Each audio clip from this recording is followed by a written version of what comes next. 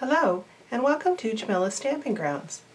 Today I would like to show you how I created this cute little bow that I have on this tag to decorate my gift box. Here are a couple other samples that I've created using some seam binding, taffeta ribbon, and some thick baker's twine. Today I'll move these out of the way and I'm going to show you how to do this using a piece of seam binding and cherry cobbler.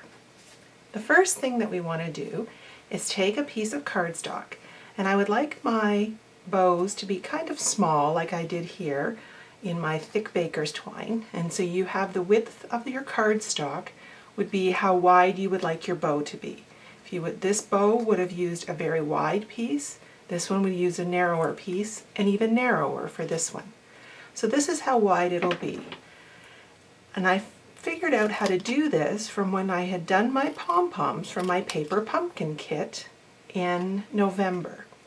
I'm going to cut a V very close up to each other, point, so that I only have, I'll put it down here so you can see I have just a little bit of cardstock left that will be easy for me to tear when I want to remove it from the bow.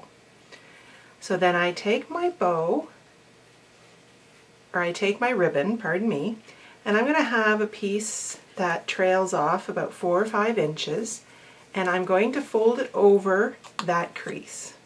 So it's going to start by folding it over.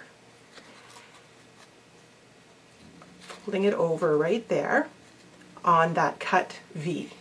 Then I bend it over that edge and wind it around once, twice, and that will bring it back to the front, which will make 3 bows.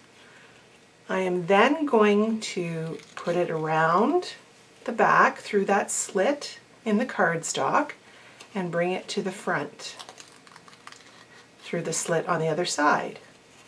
And then I'm going to take the first piece and put that through the slit the back and bring it around to the slit on this side. So now I have 2 pieces here. Ribbon through the slits.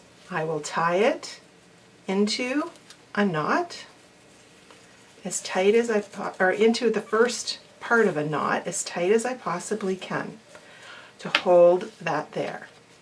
All right, and then you'll see later these are going to be the actual tails down from the bow, and here are the bow pieces.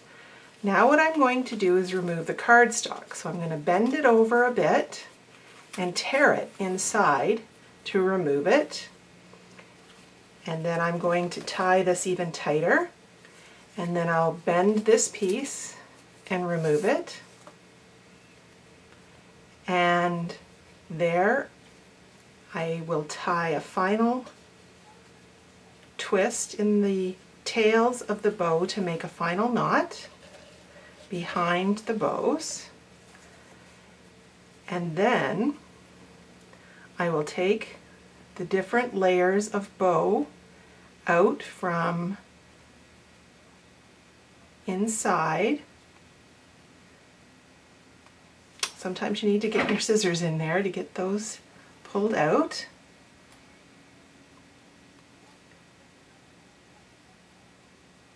And there we go.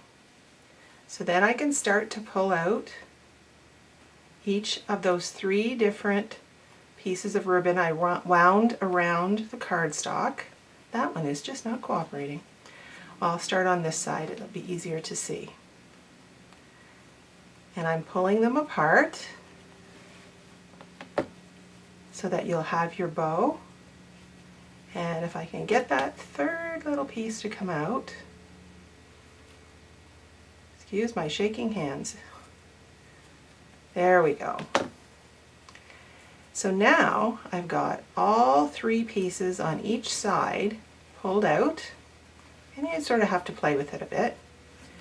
And then that will be my bow that I will have. Thank you for joining me today on Jamilla Stamping Grounds and learning how to make a multiple layered bow.